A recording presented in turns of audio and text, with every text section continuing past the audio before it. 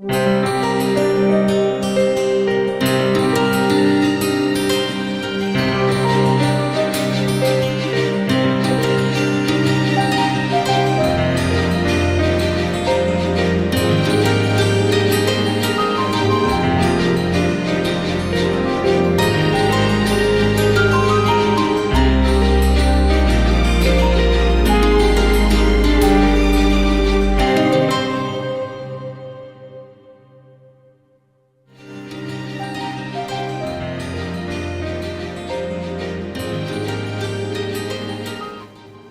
Friday and welcome to My Truth, Your Truth, Somebody's Truth.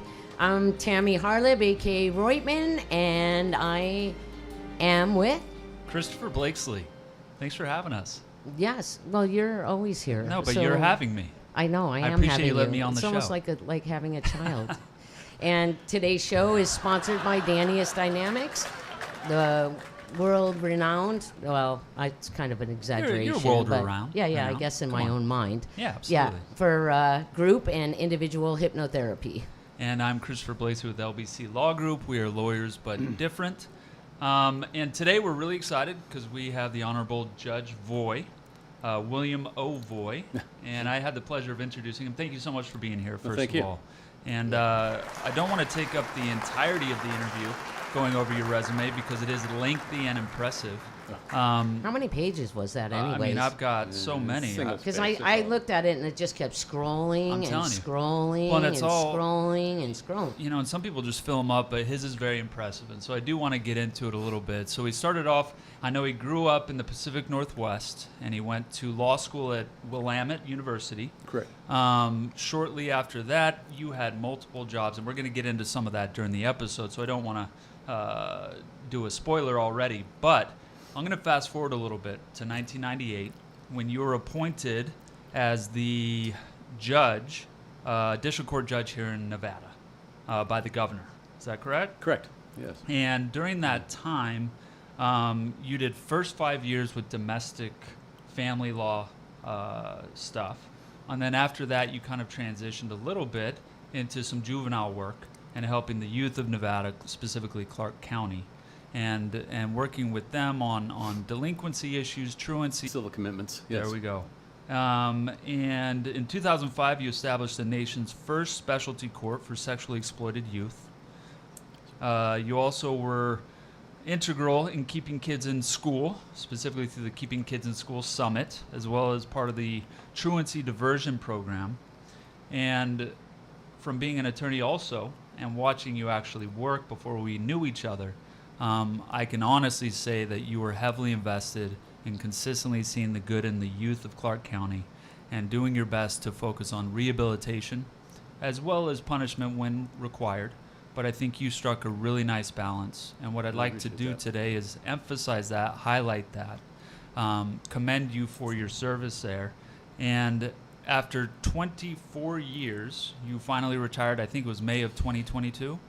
Yes. So yeah, May 31st. Yeah. Okay. Yes. All right. And since then, you're still involved with the 8th Judicial District Court, but now you're a senior judge. Is that right? Correct. Yeah. It's through the Supreme Court. Okay. So when you retire, you can they drag you back. When you retire with your resume, right? When you retire and they're very happy with your 24 years, I'm sure they do. Sure. And so when you're doing senior judge work, what types of cases are you hearing now? Well, essentially anything wherever the need is. I mean, we've got a very large district court bench here in Clark County now, and so that means there's issues happen. Right. Illnesses. Mandatory education, all kinds of things, right? So the senior judges program that the Supreme Court developed many years ago now is kind of morphed into a pretty steady program, and a lot of it involves settlements. So a lot of, in the civil cases, a lot of settlement, the active settlement judges.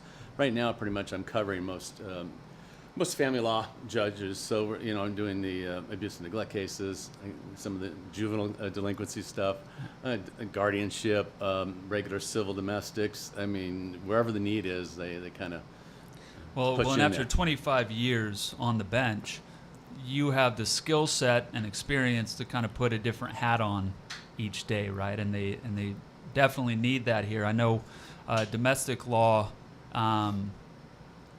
are pretty hefty waters to navigate, and so They are a challenge. they definitely are, Yeah. and a lot of emotion and frustration and anger and everything in between. And I'm involved with I'm a cap attorney as well, So you're doing it. and so I'm aware of some of those and all the good work that you're doing with this, specifically the neglect and abuse cases. I appreciate that. And so you're still heavily involved here in Clark County as a judge. And you also happen to know my co-host for some time. And so you have a friendship with her. I'm sure she's blessed by that. I'm not so sure you are. Never. And so how do you two know each other? Well, I think we met through just doing some work together, and also my late husband did a lot of work for the juvenile court. Awesome. And so, Well, let's be honest. What it really was I used Norton Reutemann for a lot of evaluations. He was one of those doctors that I always gave him a hard time because I said, you write your evaluations like a psychologist. It can be 25 pages of esoteric recommendations and things of that nature from a psychiatrist. You just don't see that. So when we had tough cases where we couldn't figure out what's really going on, a lot of times we would bring Dr. Reutemann in to evaluate the situation. He'd give us a totally different take on what was going on. And I think what happened was it was my spouse. We went to a dinner. I get professionally, you go to dinner once in a while. My spouse and Tammy met at dinner, and then they formed a friendship. And so that really was the connection there. There we go. Yeah. No, that makes sense. I don't have any Yeah. no responsibility over here. No. no, It's all my wife's fault. Definitely not. Exactly. And then, his wife and I became close friends, and unfortunately, that meant that I had to interact with him more. Yeah. But hey, I life is tough. mean, Well, and here we all. You get something amazing, you take the rest of There it. you go. You know There what you I'm go. saying? So, And, and we're full circle here. And the reason why we wanted you to be here with us today, and again, thank you for Pleasure. taking the time. I've always been really impressed with people that whether through their actual profession or through their volunteer work, like Tammy does a lot of volunteer work with the youth. It's also been her job. It's been your job to help the youth in this county when they are when they make a poor decision, as we often do when we are young. But I'm curious as to how you, after 10 years of private practice as an attorney, and then being in domestic law, how did you end up making the transition to juvenile court, and what was the impetus behind that? It's an interesting little story because after about 4 or 5 years of practicing, like when I was in the military for 3 as a JAG, came out, started solo practice, starved to death first 5 years trying to make it. And then I realized I was in too much conflict with my own clients. I had a lot of business clients and other people like that, and I felt gravitated towards the judicial side of things rather than the advocacy side of things. And so I started doing part-time pro tem work in justice court, and I also then in '94 took over the civil commitments for Clark County in '94 when Stu Bell, who had the job before I did, became our district attorney. And could I yeah. just ask for a clarification on that, just for our audience? Sure. What exactly would be a civil commitment? Okay, so someone presents as a danger to themselves or others due to mental illness. They can be picked up, brought in for an examination.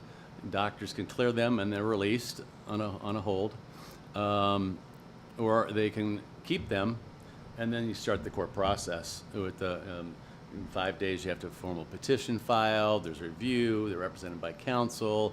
It's a formal hearing, the whole 9 yards. And those civil commitments in Nevada can last up to 6 months at a time, be renewed. Most of those commitments, overwhelming majority of those commitments, when they do happen, are very short periods of time because the treating doctor, can actually release the patient, even after the court has committed the patient, can actually release the patient, which is rare in the judicial world. You just have to go back to court to get the order, right? Right. But the way the statute works is the professionals making those calls with judicial oversight are the ones better in position to do that, right? I mean, we're judges, we're trained as lawyers, we're not trained as mental health professionals, so we rely heavily upon them. And so doing the civil commitments, I was able to take some of my experience in dealing with mental health when I was in the military, and really hone those skills. And it's fascinating because doing those calendars with those patients, especially when they come in psychotic and still not stabilized yet, it can be very difficult, and you have to kind of keep things very copacetic, calm, and you really hone your skills in dealing with unstable people, which is a good experience and background for doing a full domestic calendar when these folks come into court, because they're at the worst point in their lives, right? And you're dealing with all that. And so I did that for about 4 to 5 years. But at that point in time, we used to rotate every 3 years who would hear the juvenile calendars, juvenile justice calendar, and also the dependency, abuse, and neglect calendars. But in 2003, it was becoming established practice, best practices for judges to take those positions to be there for an indefinite period of time, or at least a minimum of 6 years, because just the knowledge set that you have to learn to be able to do the job well. And so what would happen was every 3 years, when a new judge comes in, when you're the judge of the juvenile court, that doesn't mean you're just your court itself. You also oversee, even though there's a split here in Clark County, you're also overseeing the Department of Juvenile Services too, because they're your partner in the statute that creates the juvenile court. They don't differentiate between the judge and the juvenile services. Right. We're all lumped together. So it's really a marriage between the judiciary and here in Nevada, the county. Because outside of Clark County, it's the traditional model where your juvenile probation officers and juvenile services folks fall under the court, just like the court clerks would, and they answer directly to the judge. That's about half the jurisdictions throughout the country. That's the traditional model. Right. Here in Nevada, back in '94, they split it off. The executive branch controls probation, our juvenile detention, our Spring Mountain Youth Camp for boys up in Clark County, things like that. And so that becomes this marriage where we have to be working together to make it all come out and work properly for the benefit of the community, for public safety, and for what's best interest of the child. It's a very unique situation you're in, because you've got to balance both public safety and best interest of the child in these cases. And that's sometimes they come to loggerheads, right? And that decision is tough to make. And so that's the uniqueness. But when I took over in '03, it became well established that that judge should probably stay there for a while.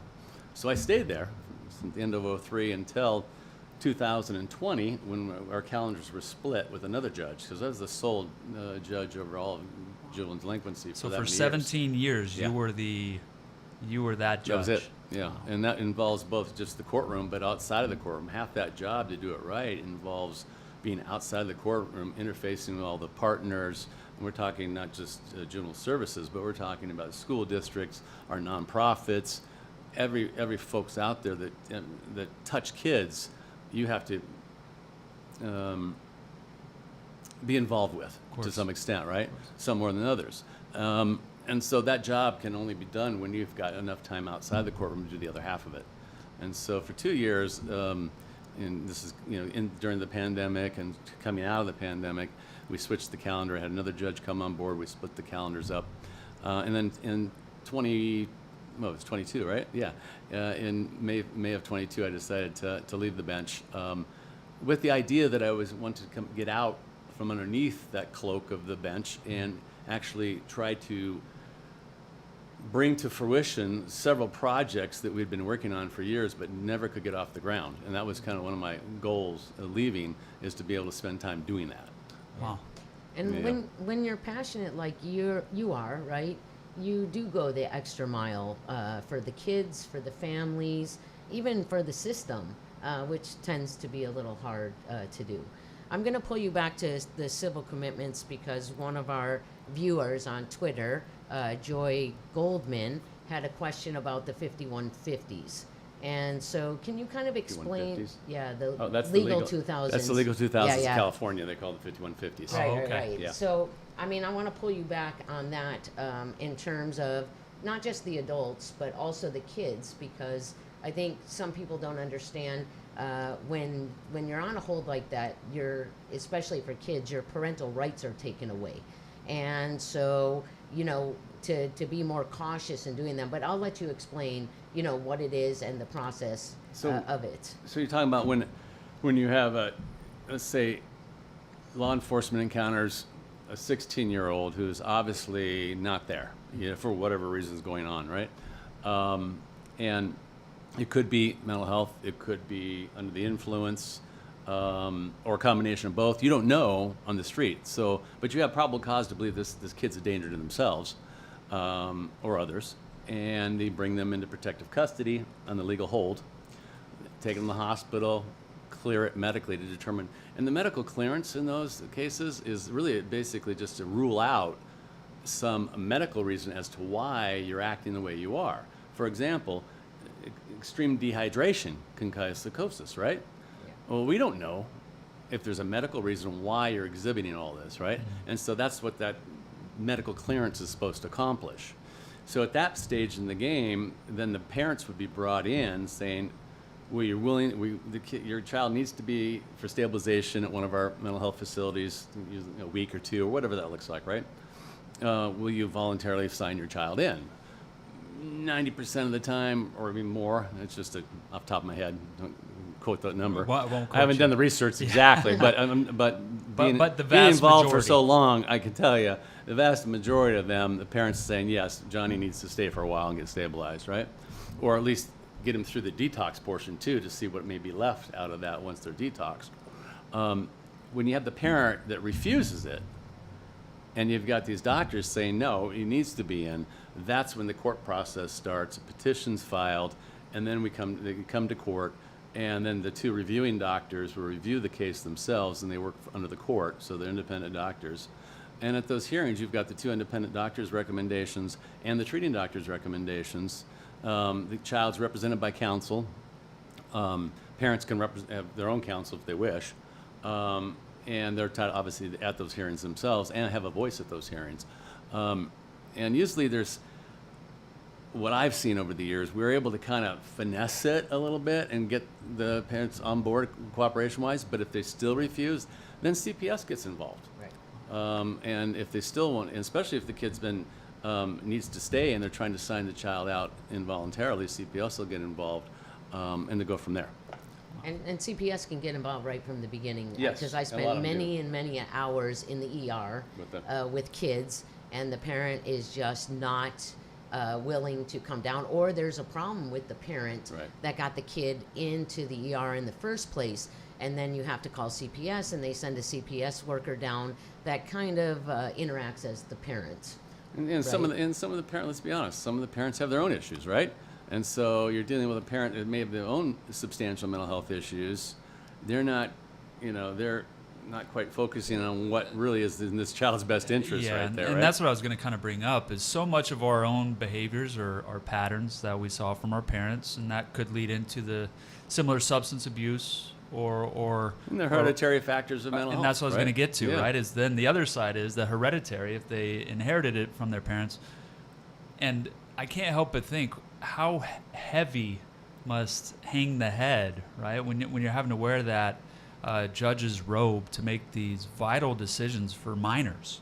And sometimes maybe it's made easier by the parents, and sometimes it sounds like it's made even more difficult. And I'm wondering, do you think that's something you learned from experience and that's why they wanted you to be there for 17 straight years?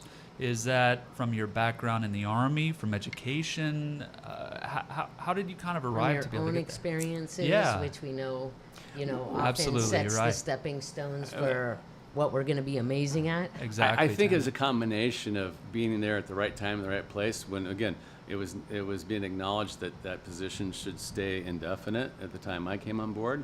And when I took the position, kind of on a lark, and the judges would elect every 3 years, right? and it just kind of fell in my lap. And I said, okay, I'll do it. I had no preconceived notion of juvenile justice or anything like that, or no real substantial experience in juvenile justice, other than maybe representing some kids back when I was in private practice, right? And I just fell into it, and about 6 months into that job, I realized this is what I was meant to do professionally. I've always felt lucky that I was able to find a job in a profession that I obviously could give back to my community, but more importantly, from a personal standpoint, that I enjoyed doing. Did I enjoy locking kids up? No, that's not the issue. It's a matter of feeling like you're actually helping, and in there you can do it. We're a unique area of the law. I mean, you do criminal defense work, let's say, right? And okay, I got him off on, he's only going to do 5 years, right, or whatever. And then the case goes on, and you never see the person again. The judge never sees the person again. Well, in juvenile justice, you can actually see change occur in these kids over the time you have them come in. And establishing those relationships is very key to that. For example, if you had a kid, I just had a kid, I was covering my old calendar from over a year ago when I had a young lady on, and she was getting ready to terminate her probation finally, parole, after so many years. And when she realized I was on the case, she was just fell over herself, because I had established that rapport with her over the years. And that's so important with these kids, about these relationships with the people, with their probation officer, with their attorneys, but more importantly, their judge, because sometimes this is the only person sometimes in a position of authority that doesn't want anything from that child but to do well. Right. And so you take on more of a maybe more paternalistic role, but you have to know when to do the hammer. It's tough when you've got a kid you've been working with for a year or two, and you've seen them probably at least a dozen times in court, interacted with them, and then they're in front of you on a case where they're seeking certification. Transfer that case to the adult system, right? And it's a tough call, but just as a parent, you have to make those tough decisions. And if it follows the criteria or whatever, then you've got to make that decision. I had a kid I ran into a kid years ago who walked up to me at a toy drive we were doing at one of the Boys and Girls Clubs one night. He walked up, and he had all the tattoos and the gang-related tattoos on his face and everything. And he walks up, he goes, "Hey, Judge Boy, how you doing?" Shake my hand. I'm like, "Hey, you remember me? I'm such and such." And I'm like going, whoa, that name sounds familiar, because dealing with so many kids, I see you, an instant recall, right? But the name itself, Right. it stuck in my head. He goes, "I want to thank you." I said, "Well, okay. Thank you for sending me to prison." I'm like, "Okay." He goes, "I'm doing well now. I went to High Desert for a couple of years. I've got a little family now. I got a job." He goes, "But when you did that certification, that transfer case, I watched you. You didn't want to do it, but you had to do it. And I'm telling you now, it was the right call, because I was not ready. I needed that time in the adult system for a couple of years, and sometimes that happens with kids, the light doesn't turn on yet, to make a difference, because I was going to reoffend. If I'd stayed in the juvenile system, I was going to reoffend." And that's always stuck with me, is like, really? It's kind of like amazing insight that someone has. It says, you have to make decisions on whether to put a kid into one of the placement programs, opposed to keeping them out and setting them up with services. So we have Caliente Youth Center, we have Elko, we have Summit View, and we have Spring Mountain up at Mount the Charleston, mountain. right. So what is the decisions that you have to make to decide which placement is going to be the best placement for the child? Unfortunately, we don't have a girls program close, right? So Caliente Yeah. is the only place that could take girls. With boys, though, we've got those other options. Spring Mountain Youth Camp, it sits there on top of Mount Charleston, 8,000 some feet. It's one of the most unique juvenile justice facilities in the country, and I've toured a lot over the years.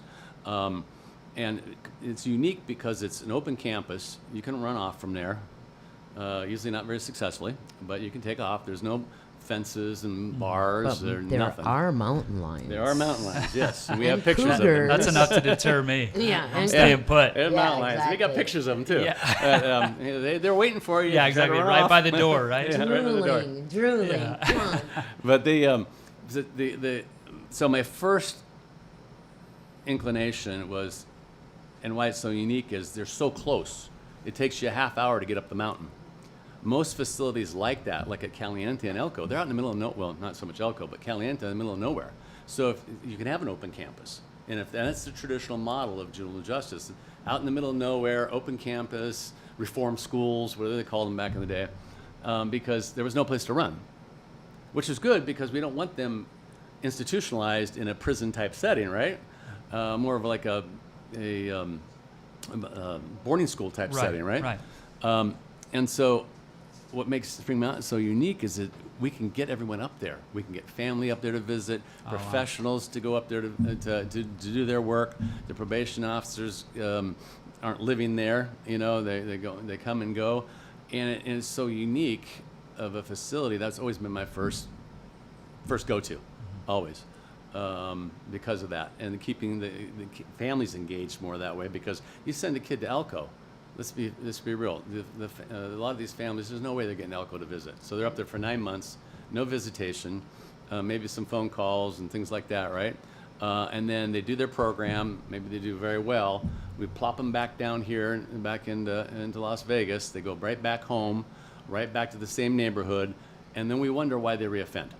And that's one of the things that we were working on prior to the shutdown, was really that family engagement piece and getting those families more involved in the transition and more transition services in place, so these kids don't have to go right back in there, because once they know Johnny's home, they start knocking on the door, right? And next thing you know, Johnny's back out on the street. And, you know, and it's not a good situation. Of course, of course, correct me if I'm interpreting it incorrectly, but it sounds like so You much. Thank goodness. And so will I. Good, please do. Hold me accountable. But it sounds so much like a lot of what you're trying to do, even when there has to be, as you described it, a hammer, right? Somebody needs to learn their lesson. But so much of what you're trying to do is, rather than make it punitive, make it also rehabilitative.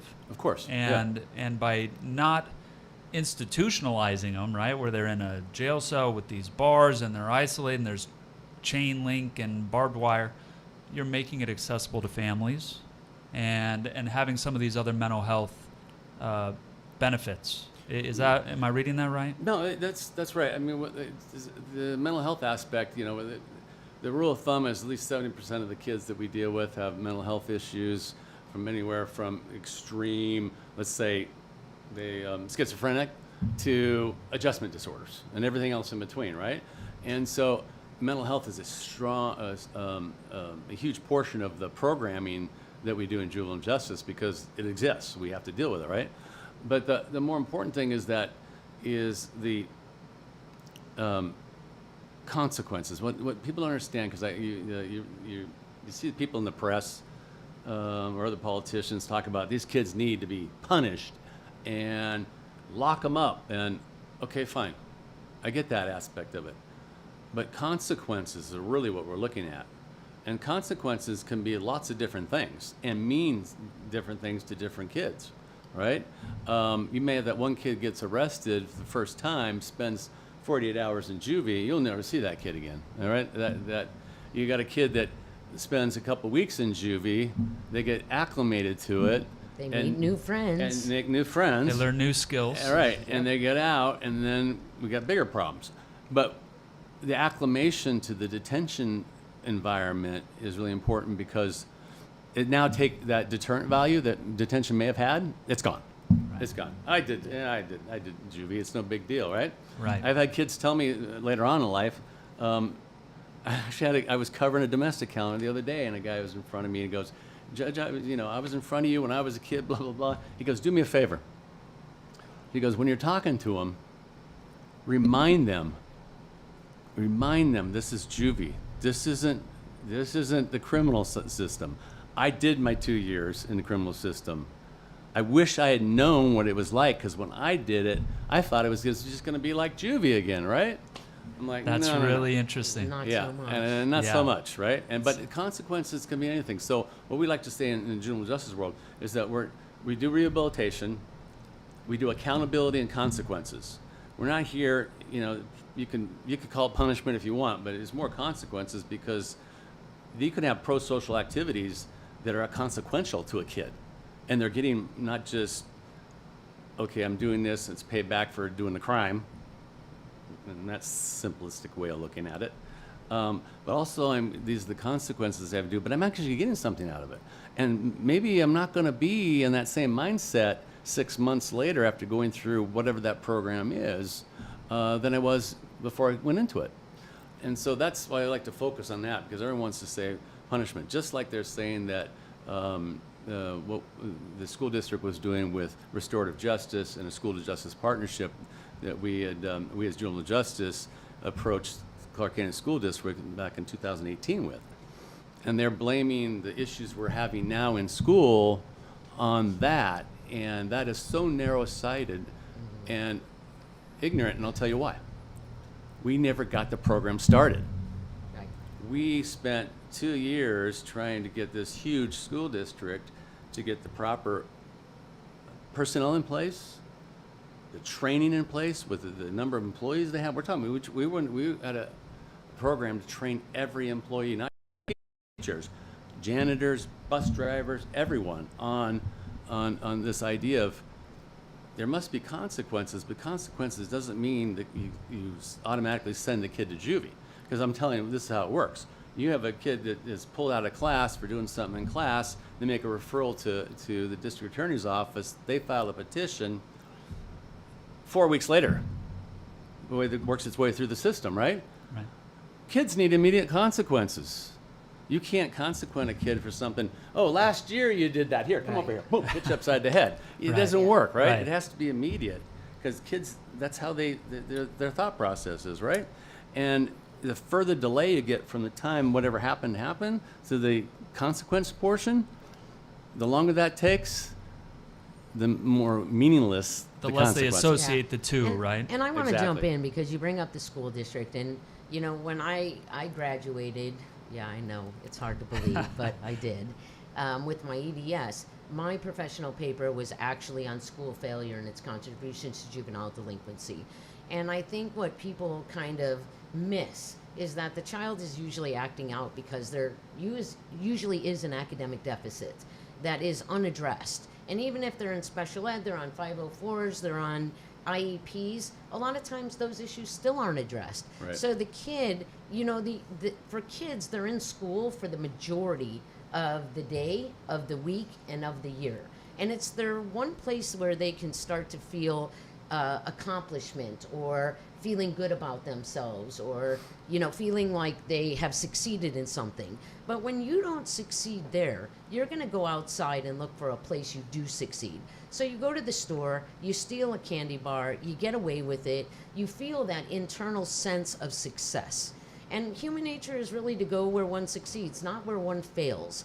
And I wish that the juvenile system and the school district would work much closer in looking at the academic deficits and how they are creating a child to go outside and feel a successful accomplishment somewhere else. Well, So, Nice. No, that's a very good point, Timmy. It's very good. I was gonna add though, what I read and hear out there, what concerns me is when we went down this road, 2018. Let's set it straight. You put hands on a staff member or teacher, you're going to juvie. All right, that was not. You're disruptive in class. Our system that we were trying to implement, remove that kid from the class, but put that child with someone at that school, not taking the kid out of that school, the classroom, yes, not the school. Because let's think back not that long ago when I was in school. When you acted up in school and Wait. were a jerk, that's I went to school, yeah. Much longer. Well, I know we had way we had buggies, longer. and Exactly, horses and I and know stuff. walk 10 miles in the snow. I know we didn't have shoes either. Uphill But, both but my ways. point is, we had we had it down where we wanted those cases that could be managed and kept within the school to stay there and not come to our system.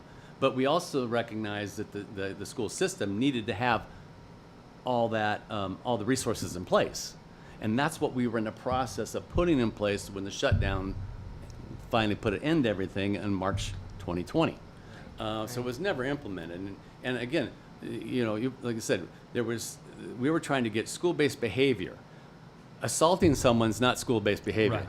Telling your teacher to F off or whatever, okay, that's school-based behavior.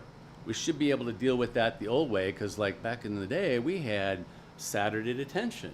We went to the dean's office. We had to sit there, and I remember I had to sit through an entire day's worth of class when in the dean's office with my books by myself because of something I did in class. Right. You're But off our the football system- team. You're off the basketball Right. team. But You our can't do system, it. but our system became Punitive.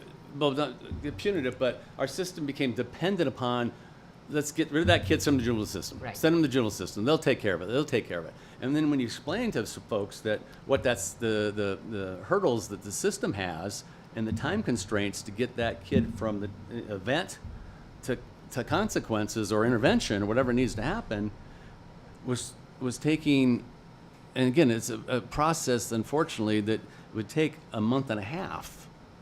And by then, the school districts got the kid back in that same class again with no consequences Right. and no intervention. And So- and too much time in between for it to have actually made a difference for him, right? Right. They've lost and, track and of it. so much of what you're describing almost sounds like, hey, this ain't my problem. Y'all take care of Take it. it, send 'em down. They're almost dismissive of these kids at a time Like- when they're so impressionable that's going to leave a lasting effect, right? I'm not worthy of being here. I'm not worth their time. I mean, isn't that the problem in general in society, that we don't take care of people? Even in the mental health system, we're too busy categorizing instead of stopping and saying, hey, what's wrong with this particular person? What does this particular person need? If you look at everything, how can we intervene to help the success of this person move forward? And we don't do that in almost any aspect, which is really a shame. And that's the difference. And that's, I guess, one of the things that always guided me was I have each kid in front of me, and and each kid's individual. Each kid needs something different. There's no cookie cutters. There's no, here, That's go to right. this program, go to that program. No, let's sit and talk and let's find out what's going on. Yes. And we'll think outside the box or do whatever necessary. Unfortunately, the judicial system is not really good at doing that. It's gotten better, I tell you. I mean, with all the specialty courts and all that we have nowadays, it's gotten better. But traditionally, the judicial way of doing things isn't geared towards having the that individual. Right. yeah, that the individual individual attention. stuff, Let's right. talk about this. What's going on? Why do we need? And do you really need to do this? Because the standard rule is you got to do this. Let's see, This you got protocol, to do. Yeah, right. you got to do your 50 hours community service Yeah, over yeah. here, whatever it is. Yeah. But for this kid, maybe this over here might be the best way to handle the situation. And So, that's- so giving the judge, the staff, a little bit of autonomy to vary from the SOP, right? Yeah. The standard operating procedure, if it's going to fit this kid in a better situation. You have Is to- that what you're kind of both Yep. talking about? Yeah, you have Is- to step outside of a box. Yeah. You have to Well, what's- look at the kid like What's preventing us from doing that? individual. Is it lack of training? Is it lack It's a of time, lack of funding? collaboration, and Yeah. A lot of the way lack of- I see it is people just don't come together in a solid system to work not just with the kid, but the family. A lot of times needs the help as well. I mean, a lot of times I know with kids in the juvenile system or kids having a hard time in school, there's a lack of basic needs in the family, but nobody's really addressing those. So if you're feeling insecure because you don't have food, you can't pay your rent, or kids don't have clothes, you don't have a job, or you do have, I've known parents that have 2 and 3 jobs and still can't make enough to support their families, then, What do you care if Johnny's talking in class, right? There's a well- hierarchy of needs, and if the main ones are not getting met, how are you going to worry about some of these that somebody else is paid to take care Well, of, right? Teacher can put them But in not detention. only that, I mean, I was pulled into a lot of very high-profile and difficult cases, and one of the things that I realized is everybody's too busy telling these parents how bad their kid is. They already know that their kid has a problem, but they're doing almost nothing to help them. So our show is about taking the fear out of situations that people would come up through day to day, and I felt when I asked Judge Boyd to come on that one of the bigger issues is, how can we take the fear out of a parent that's going to come head to head with a juvenile system? So if you can help us understand maybe quickly the process of it and how a parent can calm themselves down and interact with the system in a more collaborative, peaceful way. I know it was a whole mouthful. It's a big That's question. a tough one. That's a big question. And it has to be handled individually, and that depends. And quite frankly, that's again, we talked about the court, the judge establishing relationships with those kids in that context. It's just as important to try to establish a connection with that parent or guardian that you're dealing with also, and get them on board. And sometimes it's easy, sometimes it's impossible, and then there's everything else in between. But one of the things is getting the parent buy-in, and that's that parent engagement piece that we started really starting to work on before the pandemic hit, and getting the parents more involved and more communication, explaining to the parents why we have to do X, Y, and Z. Explaining to the parent, your 14-year-old's got to do 200 hours of statutory community service, and the parent's going like, I can't find a place for him to do it. And then you have to explain to the parent, it's state law, and it says must. I, as the judge, can't do otherwise. So let's sit down for a second and focus on, okay, let's think outside the box here, what we might be able to get your kid into.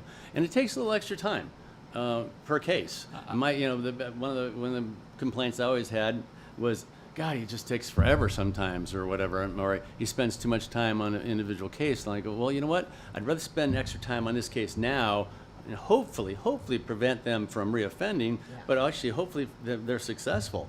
But it takes some time to gather that. It's going to take a hell of a lot more time if they're reoffending in 5 years. And quite frankly, the big, and I'll just say this now, is the big elephant in the room in the juvenile justice world and in our world in general is this. Everyone wants to point fingers and blame, like I said earlier, it's blame restorative justice in the schools. That's why we have problems in schools and so much disrespect and also this stuff going on, right? Never mind, that's been going on for years in our school district. Yeah. But they want to blame that because it's an easy thing to do, right? It's not that easy, and it's very complex. We saw this coming well before 2020, and it started coming where this isolation from other peers. And my best example is this. When you're driving down the road and a driver cuts you off, you're flipping him off, you're yelling at him, calling him all his names. If you were walking down the sidewalk and the guy walked in front of you accidentally, would you do the same thing? No. Absolutely not. Because you're isolated in your own world and everything is on that damn phone right here. And so that is occurring, and that and it drives wedges between the establishing interpersonal relationships and how to navigate those, because you got this artificial world you're in on your damn phones. And so that then, we go into 2020 and the shutdown, that just threw it off the charts. No and now question. you've got these kids, and they're in this world of la la land. They're not communicating with each other. They're not learning how to resolve conflicts with each other early on in the maturation process, because they just text each other and piss each other off, but they Right. never interact with each other, in person, right? Exactly. And if you lose that, then you lose touch with what's important in life. Of I'm course. gonna pull you back. Please. So when a child is referred to the juvenile system, is the parent given something that they can understand what the process is going to be? Yeah, there's a little handbook they have if they take it. And is someone available With- for the parent to understand what's in that handbook? Maybe a parent can't read. How do That's they hit and miss. understand? Who's helping them really understand the process that they're about to walk through? Of course, they want what's best for their child too. So is there anything set up that's helping the parent really understand the process? What are the potentials that could happen? Anything like that? Yeah, that usually happens face to face in the courtroom. Is Okay. that the best place for it? No, not necessarily. But we do have the handbook. If they read it, great. But it's a matter of, engaging the parent. So you're dealing with the kid and the lawyers and all that stuff, and they're like going, "Oh, I don't know what's going on here." You know, you guys talking in all kinds of strange language because we talk in code, you know, right? Of course. Even most lawyers don't even know our code to go down there, right? absolutely They're like, the parents like a puzzled look on their face, like, "What's happening next?" Well, you have to be willing as a judge to engage the parent and go, "You got a question? Right. You got do you understand what's going on here?" And you have to take that moment to engage, and that's something that happens in the court process, and it all depends on the judge or hearing masters that we have And too. also hoping that the attorney that's representing the parents and the kids will take the time after court to say, okay, And you know, I've had that was to a do lot. that. Yeah. Here's Yeah. what happened. Yeah, I have Say- to do that in a lot of cases and tell the lawyer, because the parent is saying, "I haven't heard anything. The lawyer won't talk to me," because the lawyer takes the position they represent the kid, and rightfully so. Mm-hmm. That's what they do. But you can give some basic information to the parents about what's going on, course. without divulging communication between you and the child client, right? More of a so- procedural approach. Here's what we can expect. Here's Right. what the judge said. This is what it means. So Instead they of need to do a better job of it. I agree with Doesn't you. doesn't the parent have a right, given the fact that they are the legal guardian of the child, or once the child is involved in the juvenile system, the state becomes the legal No. guardian? No, the state only. It's we call it, if you commit a kid to the state institution, they're you're committed to the state for that, and you become now a ward of the state. But it's not like a ward in a guardianship ward. There's no parental rights that are taken away or held in abeyance. You still have your parental rights. However, Johnny committed a crime, and Johnny's going to go to Elko, and these are the rules that Johnny has to follow, and that's just the way it works. Got it. Parent. Right. Yeah. And Right. so why Johnny's with us here at Elko?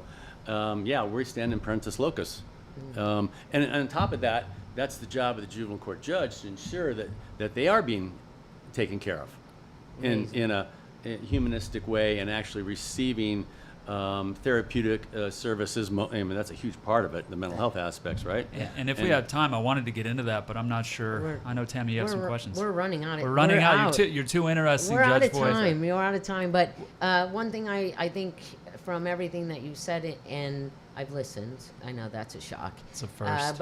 But to help parents out, I think one of the main things is you're getting a booklet. Read the booklet. If you can't read the booklet, ask somebody to help you with the booklet. If you can't understand it, ask as many questions so that when things advance for your child, you not only know what's going on, but knowing how to advocate for your child. Would you Correct. agree with that? No, it's a good idea. And Amazing. so I would tell parents, first of all, take a look at get the handbook.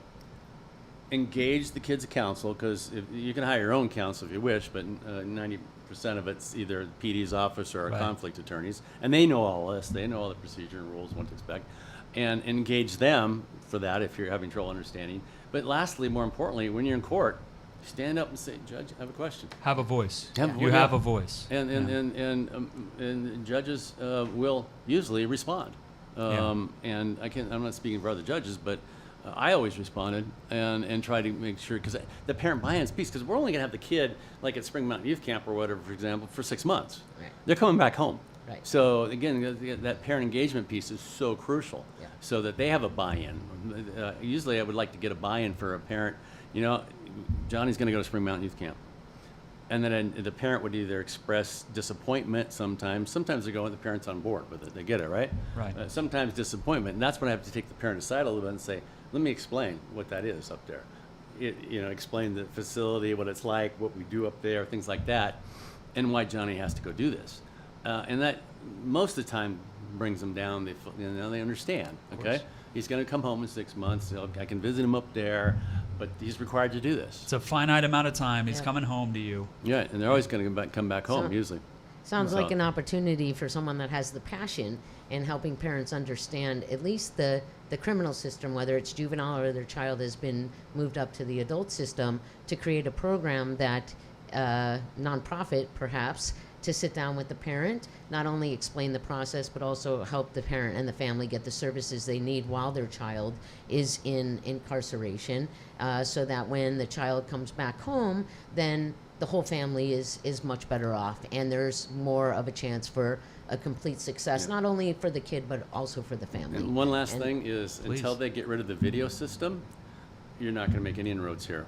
Currently, kids are appearing in video from home, sitting on their couch, Eating bonbons. and or whatever, right? Yeah. And the parents there too, the attorneys in their office on video also, and that, again, it goes back to what we first started with, that disconnect that has occurred, Yeah. and that human interaction that is no longer there. Is such an impediment to accomplish anything. Right. How are you supposed to have that communication, especially when the reception's bad, and it's the blue jeans course. system we use, and they don't get it there. Got the dog barking in the background. Brother comes home from school. yeah, the internet interference, so you can't course. you hear every fifth word maybe or Right. whatever, right? Right. Yeah. The so it's- pandemic's pretty much over. We need to go back to the humanistic part Yeah. of On a some of them, society. something this important, I think you're right, Yeah. and you would know better than most. And I just have to say, one of the things that I saw you light up the entire time was about the individual relationships that you developed with these kids that are in danger, and it's really impressive. And it's something that from this show that I learned, and I hope that our audience learned, is how much importance we need to place on the individual relationship, It's on so the important. individual, what that individual needs, what I need, and I love the stories you shared about some of the kids we're just dealing with kids. Yeah. We're dealing with We're- kids, and well, even though human kids beings. create some serious crimes, I get it too, but we're still dealing with kids, and so that relation, the number of kids that come up to me in court saying when they come back again because they committed another crime, a delinquent act, they were embarrassed. They felt they're disappointed, like your father. He was Right. disappointed, I if they didn't disappointed care you. about you, Yeah. they would not be embarrassed Right. in front of you. Yeah. And they're like going, "I'm sorry, Judge, I disappointed you." Or the joy they feel when they come back and they're terminated and going, "I'm doing great. I got my own place. I got a job," or whatever it is, right? Yeah, and they want to share that with you. That is so important. That's what we're looking for, and that's what we can take, whether it's in court, whether it's at home, whether it's in our relationships. And I can't thank you enough for being Pleasure. here and Yeah. sharing all this with us and being vulnerable and educational. And I think it's amazing, and I thank you personally. It might be the nicest thing I ever say to you, but hey, yeah, that's you true. know. That's true. Yeah. lucky Yeah. you. I haven't gotten one of those. You haven't yet. got one of those yet? Not Yeah. yet. Soon. Yeah, But- you might get but- lucky Yeah, eventually. yeah. But I think you're an amazing person. I have a high degree of respect for you. I know what you've accomplished in your career, and I know how many, well, I don't know the exact numbers, but I know many of the kids that, because of your passion, because of your willingness, have given them opportunities to make an amazing change in their own life and be better off for it. So I thank you, Well, thank you. completely, and I'm so grateful that you were on our show today. Appreciate it. Yeah, thank you again you. so much.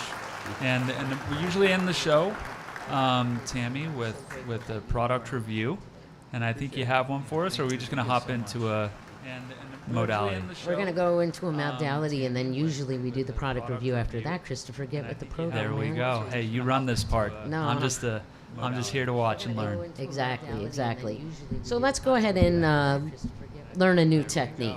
We've been working with the breathing for the last couple of episodes, learning how to breathe correctly in and out of the nose, learning how to slow it down, learning how to use account breathing. So I just kind of want to add on that a little bit. So what I'd like everybody to do, and please don't do this if you're driving or using heavy machinery, because as I said before, I've done that and it hasn't worked out so well. Well, at least not for cars and people careful out around there. me, but so if we could all just close our eyes, and we're not going to actually control the breath this time. I just want you to kind of watch the breath, and we're going to move the awareness through the body. And as we do that, if you find that you're holding any tension, any stresses, any emotions, even thoughts, right? Because we have to move all of this into our body. And I want you to then go ahead and take control of the breath. Take a breath into that area as your awareness is there, and then release it. Release the thought, release the tension, release the stress, release the emotion. So let's go ahead and close our eyes and just become very aware of the abdomen moving up and down for a moment. And when I say we're going to move our awareness, what that means is your eyes are closed, but it's as if they were open. And so let's go ahead and move our full attention, awareness, and focus to the top of our head. If you notice any stresses or tensions or emotions there, see in your mind's eye the breath moving into that area as you take the breath in. And as you release it, release the tension or stress or an emotion. And move our full attention, awareness, and focus to the sides of our head. Start with the right side and then the left side. And then the back of the head. Move your attention, awareness, and focus to your forehead, the right eyebrow, the left eyebrow, the right eyelid, the left eyelid, the right temple, left temple, the right cheek, left cheek, the right nostril, the left nostril, to your upper lip, upper teeth, upper gums, the roof of the mouth, your tongue, under your tongue, your lower gums, teeth, lip, your right side of your jaw, the left side of your jaw, your chin, the right ear, left ear. And remember, if there's any stresses or tensions or emotions or even a thought, go ahead and use the breath to move into that area. And as you release it, release that from the body. Move your awareness to your throat, to the right side of your neck, to the left side of your neck, to the back of the neck, to the collarbone. You know, we often don't realize how much stresses and tensions and emotions we actually put into the collarbone that end up manifesting around the other parts of the body. Your right shoulder, upper arm, elbow, lower arm, your wrist, hands and fingers, the left shoulder, upper arm, elbow, lower arm, wrist, hands and fingers. Move your awareness to your chest, the abdomen, the stomach, and all the organs in the stomach. To your upper back and spine, the shoulder blades, your middle back and spine, the lower back and spine, your hips, the groin area, your right thigh, knee, shin, calf, ankle, your right foot, your right toes, the left thigh, knee, shin, calf, ankle, foot, toes.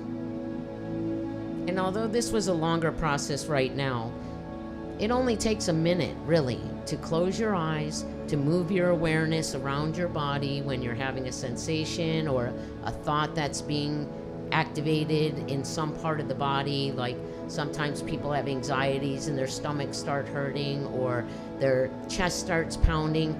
Literally, this takes 2 minutes to close your eyes, move your awareness to that area, use the power of the breath, and as you release it, settle that area down. You could even say, you know, I want my stomach to calm down, or I'd like my chest to become a little bit more peaceful. And it takes a half a second to be able to do that. With sleep issues, this is a good thing to do right before you go to sleep, and it will actually draw you into sleep. So I hope that tip is very, very helpful, and I hope everybody enjoys using it. Thank you, Tammy. And I just want to emphasize that this doesn't have to be long. When you wake up in the morning, take a few moments before you start your day. Take a few deep breaths, close your eyes, collect yourself. Be more mindful of your decisions throughout the day. I think it's going to really help our listeners. Yeah. I know it helps me, so thank you for that. And if it helps him, it helps anybody. Believe me, he needs a lot of help. I'm no longer a lost cause. Yeah. Exactly. All right, well, Tim, looks like we're out of time. Are you going to be able to do your product review? Yeah. Let's go ahead and hit today it out. I wanted to do a product review. I became a vegetarian probably 7 or 8 months ago, and obviously did it maybe like some other people did it and just like did it. didn't pay attention to how to do it or how to like supplement the vitamins and everything, and ended up becoming pretty anemic to the point where I just like had no energy. I had headaches, and I'm like, what's going on with me? Come to find out, like, I was anemic, so I call a friend who's a doctor and say, you know, I'm anemic. I need to get the iron levels back up. You know, how can I do that the fastest? And of course, they say, eat meat. Yeah, meat. It's going to do Right. it the fastest. And my energy was so low. I was feeling so not good about it. I ended up doing that for a week. I felt a lot better and said, okay, this time now I have some knowledge on what not to do. So I think I need to put myself on a vitamin. So I looked at all the different vitamins. A lot of them were very sugary and like had like gumdrops, you know, with sugar on them, Right. which I'm not a big sugar person. So, and they really weren't working because I was starting to feel low again. So I ended up going to Whole Foods and talking to somebody there that actually happened to be knowledgeable. So I said, you know, I want a multivitamin. I haven't done well with vitamins in the past. You know, what do you recommend? And she actually recommended the Vitamin Code gummies. And I wanted a gummy. But the funniest thing about this is it's actually a prenatal vitamin. But Makes sense. it has iron in it, right? So I'm like, okay, prenatal. Well, I'm not pregnant, but like you just had a puppy. Did you use prenatal I vitamins? did. I needed those. They saved me. Yeah, exactly, right? One for the dog, one Yeah. for you. Yeah. Dog loves the sugar on them, Oh, actually. oh, yeah. Exactly. So I tried them, and they don't have a bunch of sugar all over them. And I'll tell you, I've been able to stay completely vitamin efficient instead of And deficient. energetic, and and energetic. that and, went away? Here, let's And, take this and away no from you then, issues. 'cause we Yeah. should take these back. That's She's way got too enough much. energy. Yeah, you got Yeah. enough energy. Take that coffee away, So too. this particular product, I'm gonna call like no bullshit on because this was a great product and Fantastic. very helpful. So Fantastic. yeah. Well, thank you for that review. Well, hey, you're welcome. And I like hey, when you get pregnant again, you know. There we There go, you go. with another puppy. With your Well, thank irons. you again, Judge Foy. Oh, my Yeah. pleasure. Thank Really you so appreciate much. it. I Thank you so appreciate much. you. Always. All right. Thank you. My pleasure. That was fun.